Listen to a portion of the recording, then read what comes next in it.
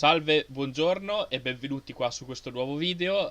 Oggi noi intervisteremo Sean O'Connell, autore del libro Release the Snyder Cut. Quindi noi vi lasciamo all'intervista che hanno fatto Costanza e Andrea. Io e Dave saremo di supporto e vi ringrazio per la visione.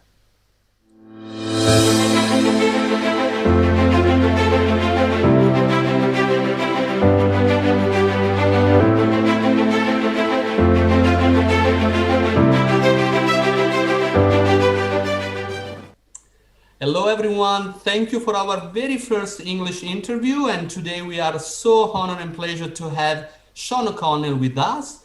Sean O'Connell is Managing Director for Cinema Blend, as you can see in my background, co-host of weekly podcasts of Real Blend, author of the Release the Snyder Cut book, and also of the upcoming, oh wow, you also have the hard copy, that's great.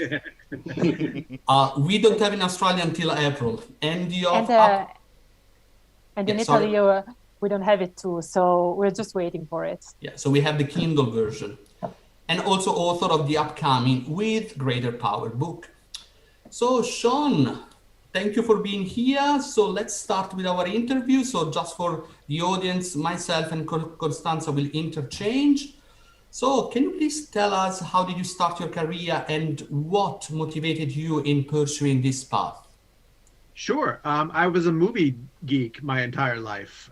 Growing up, I watched everything I could get my hands on, and I realize now, because I read a lot also, I love storytelling. It just turns out that film is the medium that I love to explore. And even growing up, I was into everything: Westerns, horror, musical, anything I can get my hands on. And of course I went to the theater twice a week, to go see whatever was coming out new. I didn't realize at the time that I was building up this base of knowledge that I could use later on to write about films. And it was after college, after university here, when a friend of mine we were talking about career paths, and he said, you should write about films. Like, so much about them, you talk about them all the time. And that was the light bulb moment when it went off over my head. And I was like, you know what? People do that. Like, I guess I could try to figure out how to do it. And then it was just a matter of finding places that would, pay you to write about movies. And this was around 1998, 1999. And it was right when the internet was really starting to take on its speed, and plenty of sites were looking for people to write for them. They were hungry for content. And I've just been able to sort of get my foot in the door and keep going down that route. And right now, so at the same time, in addition to loving comics and in addition to loving storytelling, I read comics my whole life growing up. So now it's been fascinating to see this marriage of movies and comics, two things that I adored, being the powerhouse in the industry that I choose to work. It's pretty fascinating. It's absolutely fascinating, and I think even unexpected, but it's the dream for all the nerds all over the world. Yes, of course. And I think your story, it's very interesting, and it would be the story of a lot of people who wants to follow their passions and maybe make a work of them, especially in this time, in this current global time, where people get creative about jobs. And about that, we would like to ask you something about the current situation of in general, the entertainment industry, because it has changed with the global pandemic. Since cinemas are now in jeopardy, where streaming platforms have become more and more important. Do you think that these changes that are currently going on are meant to last for long, maybe even for good? Or do you presume a return to a pre-pandemic situation sooner instead of later? I think that a lot of these changes are going to stay in place. I think that the idea of that mid-budget or even independent film, getting a run in theaters is going to become harder and harder for at least the next few years as we untangle all of this. And the films that demand the big screen treatment are going to be the ones that get the placement, into theaters, whether it be the next Fast and Furious film, or any of the comic book films that are coming, or any of these big sequels, because I think for a while in the short term, even when we're able to go back to theaters safely, we're going to have to do it at limited capacity. And in order to get Black Widow, as an example, into theaters, you're going to have it playing in front of 25% of the theater, and it's going to have to play on as many screens as possible. The other thing that's happened over the course of this pandemic, though, is that the audience has just gotten used to seeing things at home. And there was a whole subset of people who had a hard time getting convinced to go out to the movies anyway. You know, it just, unless it was something they were really dying to see, it was easier for people to just say, I've got options at home. And now since then, HBO Max has come on strong. Hulu and Netflix have stepped up their programming. Amazon stepped up its programming. And it's going to get harder and harder to lure the non-diehard people. Like, there's plenty of people who are going to go to the movies regardless. They're going to go out and see everything. But that casual audience member, that casual audience member that used to go see 3 or 4 movies a year, they're going to go down to about 1 or 2 movies a year. And it's going to be whatever the biggest thing is, I'm afraid. Now, I don't think that's bad also, because I do think that, like, the streaming services have allowed some really exciting things to happen. And as long as I think that there's a system in place where you can do both, I'm okay with that, as long as you have the choice to go. I'll give you Raya and the Last Dragon is the new Disney animated film that's coming.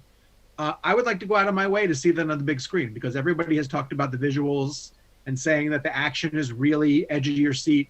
And I kind of want to immerse myself in a darkened theater and go see that. So I think I'm going to.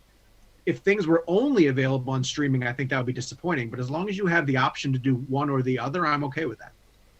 Yep, and I think this is what most of the major production companies are doing, like Warner Brothers, Universal. They are giving both options, or maybe they give a limited release in theaters, and then you can get online. We are lucky here because we have the cinema open at 75% capacity, and Raya and the Last Dragon was released yesterday. But when we compare, for example, Wonder Woman 1984, I was able to see movies, actually 3 times. They could only get a couple of months later on PVOD. And actually we commented that the way I enjoy the beginning, the initial sequence from Themyscira, that was amazing. They could not get that spectacular opening. So yes, I think you are right. Like, for safety, it's better to have double option. But still, I think the cinema is the key for fully enjoying movies. But talking about, you mentioned HBO Max as one of the many streaming platforms that have recently launched. It's now only currently available in the US and had quite a rough start. So probably it underperformed a bit at the start. But at the same time, HBO Max has been paramount for pulling off a highly anticipated Snyder Cut, or Zack Snyder Justice League. So you have just published a book on the release of the Snyder Cut and the entire movement that actually allowed this to happen. Can you tell us what encouraged you to tell this story, how you managed to collect all this confidential and juicy information, and I can guarantee it's super juicy, and also cover all the different perspectives? Sure. I've been fascinated by this story for years. Ever since Zack had to walk away from his Justice League film, I was really confused and intrigued, and you just never see a blockbuster director leave a film, you know, when they're that close to release. This was May of 2017, and the movie was due to come out in November. And then when you have the guy who was shepherding along the DC universe up to that point through Man of Steel and Batman vs. Superman, and they hand the baton over to the guy who had directed 2 Avengers films for the competition, you scratch your head and you, like, as a journalist, that's just fascinating, right? Like, why did that happen, sort of thing. So when the theatrical cut of Justice League came out and was as bad as it was, I was intrigued because of, from a purely technical level, of really just like, who at the studio let it get this bad? Like, who looked at this movie and said, like, yeah, that could go out. You know, like, that fans aren't going to be too mad if they see this version of it. It's crazy. It's crazy. But then as I learned about the members of the Release the Snyder Cut movement and how hard they were fighting online to get Zack's version out there, I got invested in their personal stories, and I learned all the emotional motivations that drove them to fight. And it taught me a lot about fandom, and it reminded me about how, you know, even if DC isn't your thing, like maybe it's Star Wars, you know, or maybe it's Harry Potter, or maybe it's some other bit of fandom that you're really passionate about something, and you're looking forward to a movie, and you can't wait till it gets there. And if all of this behind the scenes stuff starts to happen, you want to ask questions, you want to know what's going on. And what I found to be really fascinating about it as well too is how Zack encouraged them this whole time, you know, and said, like, please keep fighting. I do have a better version. It exists, you know. And so documenting all of that was really interesting. It was hard, honestly, it was hard to get everybody's stories because the movement, probably rightfully so, has a distrust of media members, and they didn't necessarily want to share their story with somebody who they thought was going to manipulate them in a certain way. And I had to convince them that the intent was really to get to the heart of their story and to share what they were accomplishing. I think there's plenty of people who still like to write about the movement and talk about how, you know, maybe they're toxic or maybe they're entitled, and they throw labels like that around. But I think if you stop, I think those labels are thrown out by people in the media who have never actually stopped to talk to any of the members of the movement and really have a conversation with them about what they're doing and why they're doing it. And as I got to know specific people who had fought hard from all corners of the globe, I found this common approach to just loving Zack Snyder, loving his movies, loving the DC characters. And I thought that was a great story to tell and share.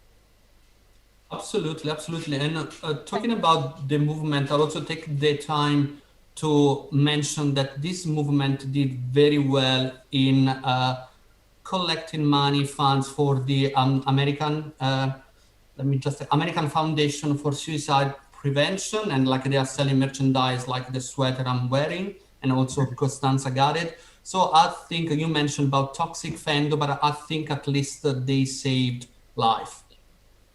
Absolutely, and Zack has said that repeatedly. You know, he has pointed to the amount of money that they have raised and how that money keeps people on the phone lines at the AFSP and pays for therapists who can listen to people who need help at a given moment. There's no denying the fact that the funds raised by the Snyder Cut movement has saved lives, and I find that to be extremely inspirational. Yeah, so like in the description of this link, on top of Sean O'Connell Media and the Amazon link where to get the Release the Snyder Cut book, you can also find the website for the American Foundation for Suicide Prevention and also the merchandise to support this movement. That's great.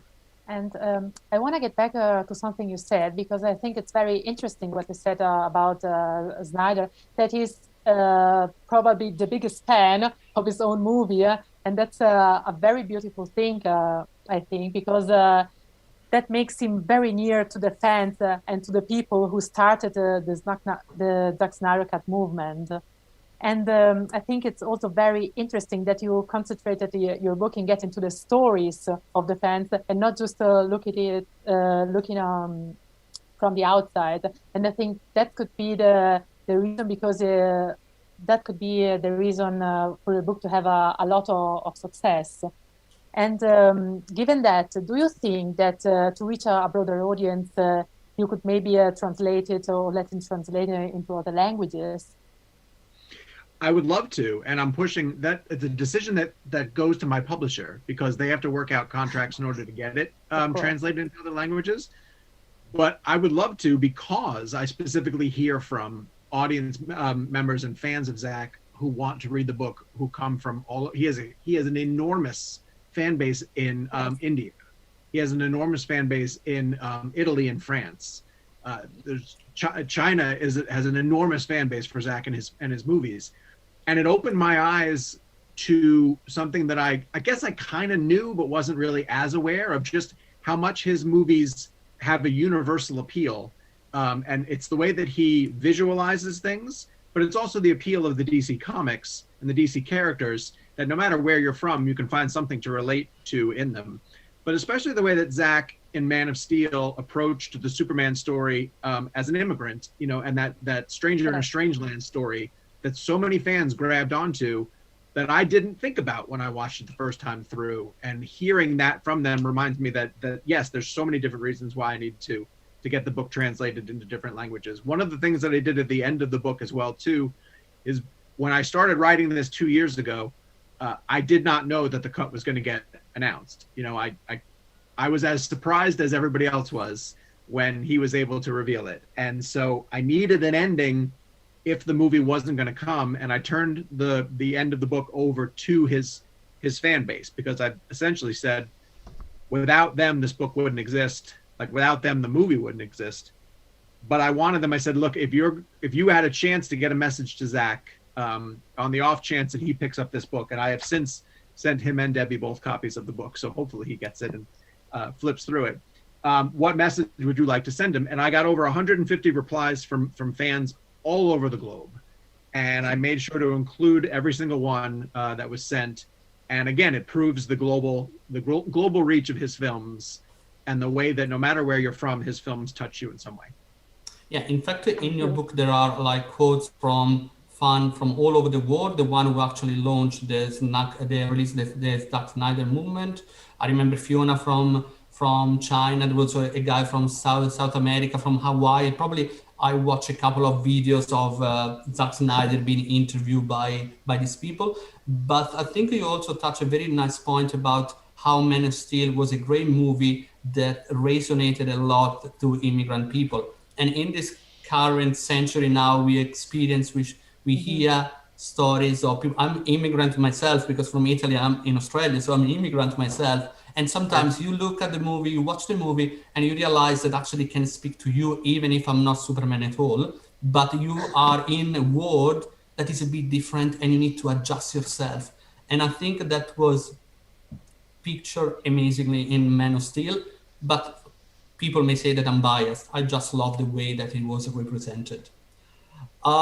We talked about Zack Snyder doing a lot of interviews recently, and one on Vanity Fair that is also linked in the description below. We heard that it's unheard for a studio to return to an exiled filmmaker and offer back the power and creative freedom it has yanked away. So do you think that the Snyder Cut might have created a precedent in Hollywood and set a new trend of remaking movies? Or the Snyder Cut is a unicum, incomparable with any other past projects? I think that it's a unique situation that we might not see ever again. I think you might see like David Ayer's cut of Suicide Squad, because I honestly feel that movie was swept up in the wake of all the changes that happened with Zack's movie. And the fact that he has come out and said that he also has a cut that he thinks he could make available, that feels like that's a possibility. But there's so many factors to what happened to the Snyder Cut that would need to be duplicated for other situations, and more often than not, those situations just don't have it. A lot of times when fans demand something, the thing that they're demanding doesn't exist. And one of the examples that I use is, when Phil Lord and Chris Miller left Solo, and they got replaced by Ron Howard. And I would personally love to see what their version of Solo was, because I think that they're brilliant filmmakers. And I don't know what happened behind the scenes, and I don't know why they got removed. But they didn't shoot enough of their version that no matter how much we kicked and screamed and demanded the Lord and Miller cut, we won't get it. It just doesn't exist. So quite often you get the filmmakers who come out very quickly and say like, oh, no, I don't even have that. Don't ask for that, or that's really sweet of you guys, but don't. And I think Zack had the ability at any given time to come out and say to his fans, I love what you guys are doing, but I moved on to Army of the Dead. I don't even want to dwell on this anymore. This was a horrible point in my career and I want to move past it. And he didn't. He encouraged it constantly, so that has to happen also. Also, you cannot emphasize enough how important the existence of the streaming service was to making this happen, to making the movie reach HBO Max, because without HBO Max, without a place for the 4-hour Snyder Cut to go, I don't think Warner Brothers budges. I don't think the executives allow him to finish what he was going to do, because even just the way the theaters have been so disrupted by COVID right now, that if he was trying to get a 4-hour cut of his movie into theaters, you'd be talking years before he found a place to put it or a way to work it in. So that it literally feels like lightning in a bottle. There's so many things that have come together to make this film become a reality. also just I honestly think the fans just wore Warner Brothers down. Like they needed to just say like, please leave us alone, please. And there's something to be said about the fan base staying on message and staying motivated for 3 years. Like fan bases by definition don't stay they fracture, you know, they tear themselves apart. And this fan base, or enough of it at least, stayed focused, kept their eye on the prize, you know, carried it across the finish line. And so, look, can it happen again? Of course, you know, anything can happen again. But man, good luck to any fan base who tries to do all this stuff that the Snyder Cut family pulled off. Yeah, absolutely. I would also like to mention Venom, because I heard that also Venom was changed a bit, like probably the same way as the Davide Suicide Squad. That's interesting. So that one could also be a potential move, but as you said, it's not as big as this movement. So I think you touched a few very interesting points. You mentioned again the importance of course of the streaming services and how the entertainment is changing. You mentioned again Zack Snyder's passions and how he's really the biggest fan of his own movie. And you did have a very interesting job in talking about the fandoms, I think, because as you said, fandoms, they tend to split over things, to discuss about everything. I've seen it myself with the Harry Potter fandom, because I'm a big fan of it. And that, of course, was really another story. So the Snyder Cut movement, it exists merely because of the fans and the fandoms and all these things that came together. As you said, it could happen again, likely will not. So why my next question was if you think that this had created a precedent that this will happen again. But as you already said, I think there need to be the right circumstances for it. Do you agree? Yeah, I agree. At the very least, what they have done is established a blueprint of what another fan base can do. Yes. And the Release the Air Cut guys are trying to use the playback, you know, and say like, this is what you guys did. You established even going right down to the fact that they established the Release the Snyder Cut hashtag. Like they didn't even realize when they were doing that, how much of a marketing win that was, you know, it was just something that they threw away on social media. But those 4 words have such value in terms of just like convincing someone. And so now anyone else who tries to use hashtag release the fill in the blank, it's not going to be nearly as effective because of the way that that phrase it's kind of like when I was kind of like coming up with things to call the book. I remember when I first told people I was going to write it, I'm like, I'm going to write a book about the Snyder Cut movement, and I'm going to call it Release the Snyder Cut. And it sounded like a joke because release the fill in the blank was a punchline, right? Like it was the way people threw it around as just about anything because it has household name to it. So when I say that there's a possibility that this could happen again, there are other fan bases that can at least point to what the Release the Snyder Cut movement did and how they did it. And they can try and replicate some of those successes to push for whatever they want to push for. But it has to be one of those things, like it has to exist. It probably should have the backing of whatever the director is as well, too. There are all these other factors that have to be in play. Right now, there's a Spider-Man community that's trying to fight for an extended cut of Mark Webb's Amazing Spider-Man 2. Oh, and they're using Release the Web.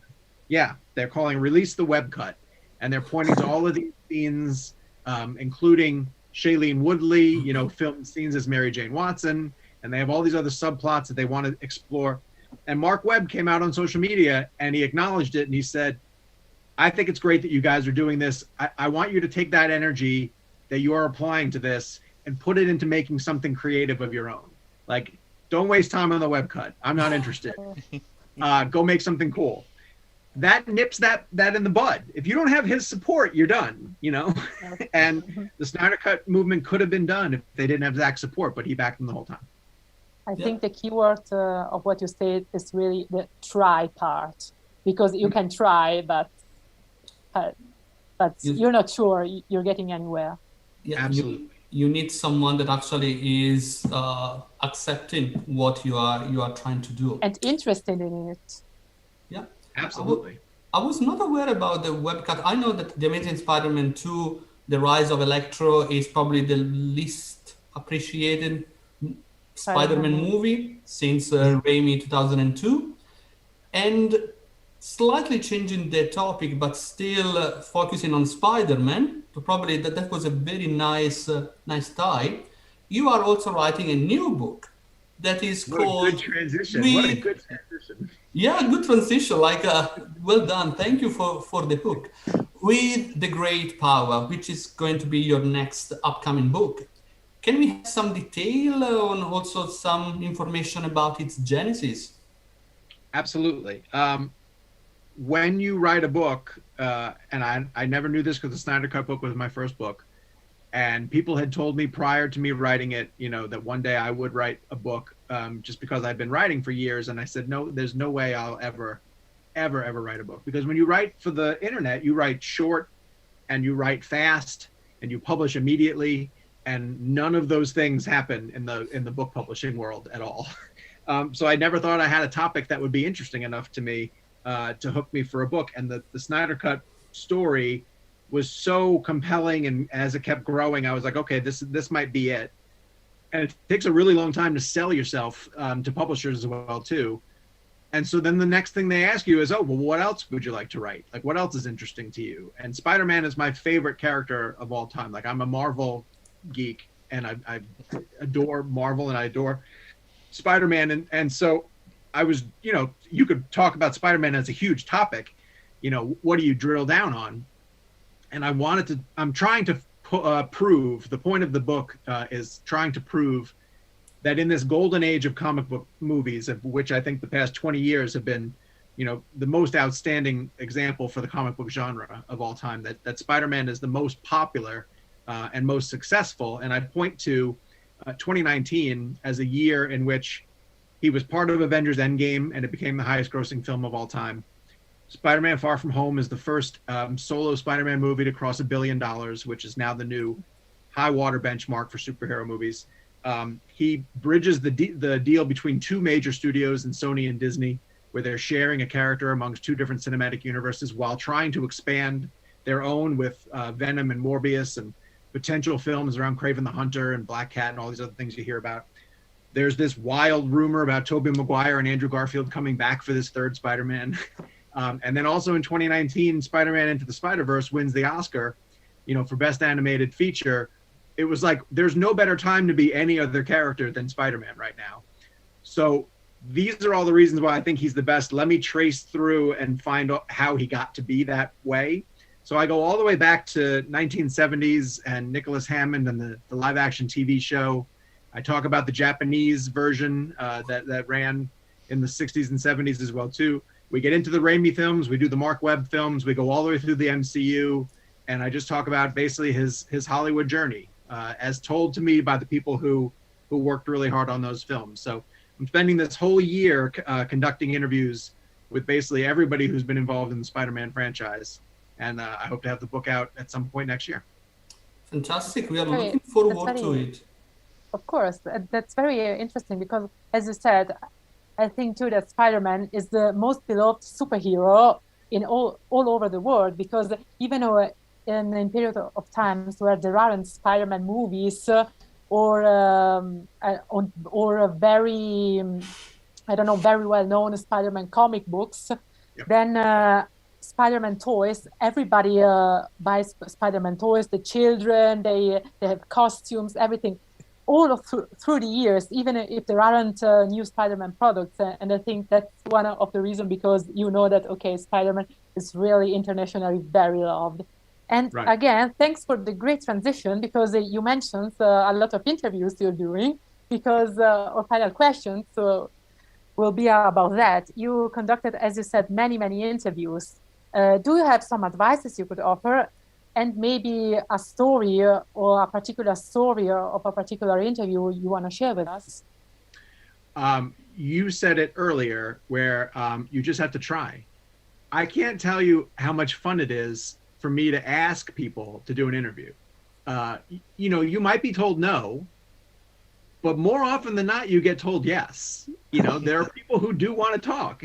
And that's a rush to me, you know, as someone who, like, I kind of like the pursuit of the interview almost as much as I like doing the interview. And for me, I'll tell the story about how I got Zack Snyder for the Snyder Cut book. I happen to know his publicist. She works with a lot of other Hollywood clients. And I started nagging her. It's funny because I was afraid to ask, but I knew I needed to ask if he would talk for the book, because the minute that she tells you no, it changes what you're going to do. You know, you're either going to write the book with his perspective, or you're going to have to figure out a way to write it without his perspective. And she told me for a long time, no, he can't talk. No, he can't talk. No, he can't talk. And there were a couple of different reasons. I kind of thought, and of course I went back to her and said, like, if he changes his mind or if anything should change along the way, please let me know. And I thought either he was negotiating with the studio and he didn't want to say anything on record that would jeopardize his plans, or he was going to do something himself. You know, he was going to do a documentary or have a friend of his write this book, because why wouldn't they? You know, like, he probably has amazing stories he can share about this. And I hope he still does a documentary. I think it would be outstanding. And then I was coming down to the wire about having to decide, like, am I going to write this book completely without Zack Snyder? And I was still pushing as hard as I could to get her. And we happened to be in New York City. This is March of 2020. Do I have that right? Right before the pandemic hit, right before everything shut down. The last movie junket that we did was for a movie called A Quiet Place Part 2, John Krasinski's movie. Yeah. Emily Blunt. And we were interviewing Krasinski for our podcast, and his publicist is Zack Snyder's publicist.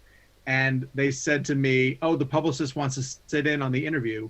And I said, oh, who's his publicist? And they mentioned the name of the person who it is. And I kind of laughed to myself because I thought, like, oh man, I've been nagging her for so long to get Snyder, and now she's coming into this room. And she did. She came into the room, and we did the John Krasinski interview, and it went really well. And as I'm leaving, I went up to her and I said, hey, how about that other, you know, she goes, oh, what, Zack? And I said, yeah. She goes, no, it's not going to happen. And I thought, okay, that's fine. At least I know that now, and I will finish the book without having his input. Well, sure enough, May 20th comes around. He announces the cut. And literally the next day, she emails me and she says, now he can talk. And it was just a floodgate, you know, of relief. Just being, because I didn't admit this to anybody, but in the back of my mind, if I wrote this book and I offered it up to people, you know, if anyone came up to me and said, oh, I wrote a book about Zack Snyder's Justice League, my first question would be, you know, oh, cool, what did Zack tell you? You know, and if you had to say, oh, well, he didn't talk to me for it, then I would say, well, congratulations, but your book kind of not really your book. So I needed him. I knew I needed him, and I think that that's super important. Yeah, absolutely. And also in the book you mentioned that you were also able to talk to him when you were invited to the set of Army of the Dead. Yes. Yeah. That was another one that happened right around the time when I was trying to decide whether I was going to do this book or not, and whether it was worth exploring. And that was a little bit when I was kind of like, how does he feel about all this? Does he really want this movement to happen? And it was on that set when he started talking about the Snyder Cut and the movement and how hard they were pushing. And he said, he goes, I'll always consider, this was October of 2019. And he said, I'll always consider that to be, that movie to be a gaping hole in my filmography. Like, I'm upset that it's not there. And he goes, I would never tell the movement to stop doing what they're doing, because I think that that would diminish the amount of stuff that they have accomplished to this point. And hearing him say that made me realize, all right, I'm going to tell this story. Not only am I going to tell this story for them, for the movement, but I'm going to tell this story for Zack, because if he feels that way, then I think more people need to realize. Remember, I wrote a lot of this book under the intention of educating people on what had happened to Zack, and kind of getting to a point at the end of the book of saying, if and when this movie comes out 10 years from now, these are the people who fought really hard to make it happen. The book kind of had to pivot right after, he announced it, to kind of say like, hey, they won, which is a great ending. But it really was meant to educate, general audiences who didn't know and weren't fighting for this every single day, of like, this is what happened to this guy. And this is how the studio really manipulated him. And he's got a better cut out there. And these are the people who are fighting to see it. And maybe to educate even the people who don't see the Snyder Cut as a positive thing, but they see it as a negative thing, or they're not really interested, or something that way. I think really it will educate people in that matter too. I hope so. Good luck changing their minds, though. Yeah, that's absolutely true. And actually, really, reading this book, like, you are really shedding a light on a lot of backstories that people aren't unaware of. But in Italian, we say that the worst deaf is the one who doesn't want to listen. So it means like you may try, but it's really great because I was about to say before that it's really great because we had a small community in Italy, but you yourself, in which we love movies. We love comic movies regardless who is doing that. It's Disney, it's Marvel, it's Warner Brothers, it's Sony, doesn't care. We love good stories, we love the movies, and we are not fan of, it's Marvel, it's a yes, it's a DC, it's a no, or the other way around. We enjoy them. You mentioned Black Widow before. I'm really wishing that April 29th, because it's the release date in Australia, it's gonna hit the theaters, because I've been waiting 1 year to see the Scarlett Johansson movie. And all the backstory, she's awesome, and I can't wait to see it. But I can't wait March the 18th, because in Australia it's going to be on binge, to see the 4 hours of the Snyder Cut, because I'm going to hit it up in 4 hours without not even a toilet break. Sorry. So that's like, what's wrong with me? Nothing. It's just because I love the movies, and I don't have to be a support of one of the other two big comic publishers. Absolutely. Preach on. And I'd like to add another thing. I think I'm speaking in behalf of everybody when I say that's one to educate people. We know it's one of the motives who brought us to call you for this interview, because we know people who don't see the Snyder Cut as a positive thing, who told us very negatively about it. So we want to try to change their mind, or make them see another perspective. You can see another perspective, you can discuss about it, still don't like it, okay, but at least you've changed the other half, but at least you've listened to the other opinions. So I think this is one of the reasons we called you and asked you for the interview. Well, thank you. I really appreciate the time. And I also want to emphasize that this one thing that I think that this could teach fans is that if someone loves something that you don't love, or you don't connect with for whatever reason, the best thing that you could do is just be supportive of them loving it. There's no harm in just saying like, that's awesome that you love that, embrace it. I don't love Star Trek, but I think that it's amazing that there's a community that loves it. I have never watched Doctor Who in my life, but I would never turn around and say to a fan, like, it's so dumb that you like that. Like, it's amazing that you like it. And so much discourse is yelling at fans who love something, and for whatever reason you don't. And what does it cost you to let them love it? Let everybody love what they want to love. And that, I don't get why, the majority of the negativity stems from you're dumb for liking something, when I guarantee something that you love, someone else hates. And you wouldn't want someone over your shoulder saying that, it's horrible that you love the thing that you love. I don't understand. I'll never understand that approach to fandom. Yeah, absolutely. Like here you are preaching to the choir, and we absolutely understand your point. Like here we have Dave and Costanza. They are big fan of Doctor Who. I haven't seen a single minute of Doctor Who. So I would like to. Maybe one day I will. Yeah, absolutely. But I'm not harming themselves, say that is pointless. No, because everyone has different taste, has different opinion, and everyone enjoys arts in different ways. So let's keep it this way. And here we have also Ivan, who is a big Power Rangers fan. A lot of people think they're very stupid and everything, but he likes them. Okay, we support him. Maybe he also teaches us a lot of things. Then there's me. I'm a Potterhead through and through. Okay, some people think it's for children. I do not. Okay, it's the thing I love. It's the thing they love. It's the thing. It's like Andrea said before. Why just no, I only watch Marvel, I only watch DC. You can watch everything, you can like everything, maybe not love it, but you can like and dislike everything. Why not? Of course. Yeah. Absolutely. So thank you so much, because we need to wrap up this interview right now. So thank you for your generous time, Sean. And where can people follow your adventures online, your social media? Sure. First off, thank you so much for having me. Great topics and a really good conversation. I'm on Cinema Blend. Obviously, I run Cinema Blend with a fantastic team there, some really amazing people. So you can follow us there daily. My Twitter handle is Sean_O'Connell. And then the book has its own Twitter feed. It's at RTSC Book. You can give a follow there as well too. And thank you for everybody who have picked up a copy of the book and have checked it out.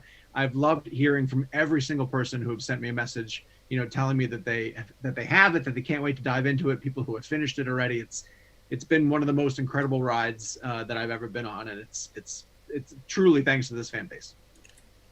Thank you. Thank you. Thank you. Thank you for joining us. Thank you, guys.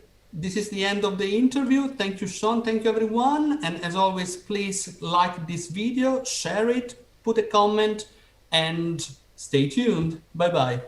Bye. Bye. Grazie mille per averci seguito e alla prossima. Ciao. Alla prossima, ciao. Ciao, alla prossima. Ciao.